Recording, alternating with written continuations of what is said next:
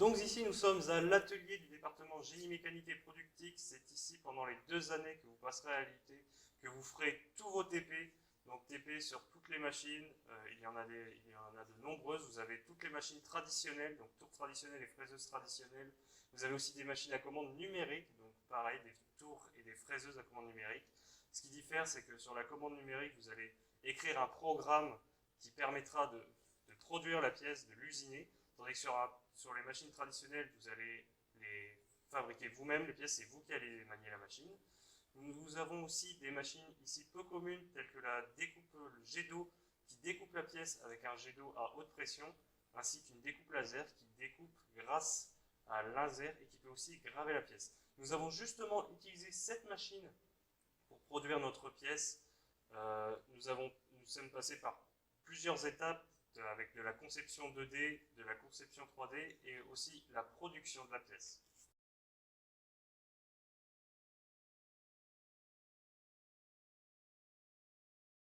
Bonjour Noah. Bonjour Timothée. Donc tu veux nous parler de la conception 2D de la pièce là? Tout à fait. Est-ce que ça a été une étape importante dans le projet? En fait, c'est même une étape cruciale parce que notre pièce, en fait, il faut qu'elle corresponde à nos attentes d'un point de vue esthétique. Et donc, oui, c'est vraiment une étape importante. Vous avez eu des idées pour la forme de la pièce? Alors, on s'est inspiré justement d'une plaque militaire. On a à peu près repris les mêmes dimensions en les agrandissant parce qu'on avait plus de choses à mettre dessus. Donc voilà.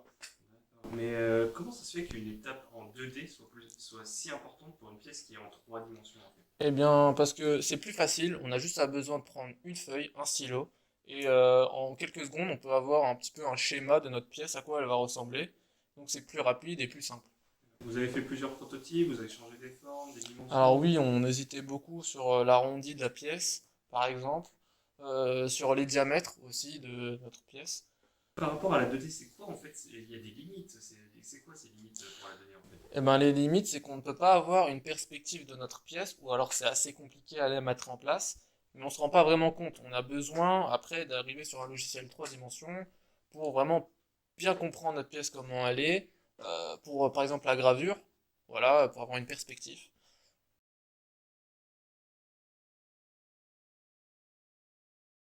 Bonjour Alex. Bonjour Timothée.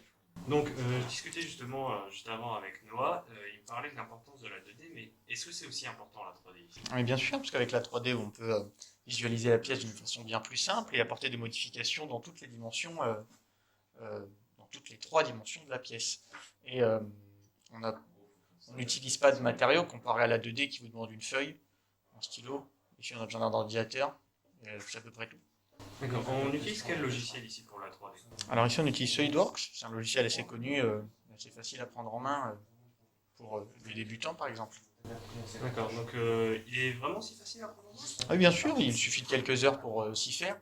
Le point négatif est que ce logiciel est uniquement payant. Mais est-ce que c'est un logiciel populaire? Oui, bien sûr.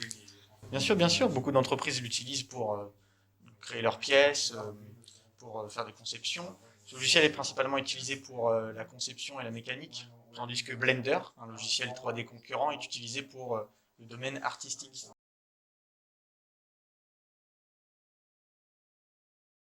Bonjour Daniel. Bonjour. Alors qu'est-ce qu'on fait ici? Ici, nous allons usiner notre pièce grâce à une découpe laser qui est juste derrière moi. Alors est-ce que tu peux nous expliquer c'est quoi le principe d'une découpe laser? Le principe est d'usiner notre pièce en utilisant un laser qui est composé d'un faisceau de photons avec un diamètre de 5 mm avec une précision de 0,1 mm. Grâce à une lentille, nous allons concentrer une quantité d'énergie sur une faible surface pour soit graver, soit découper la pièce par vaporisation. Quel matériau peut-on usiner? À l'IUT, nous utilisons soit le bois, soit le plastique, ou même l'acrylique que nous allons utiliser pour notre pièce. Est-ce que tu peux du coup nous expliquer comment on utilise la machine?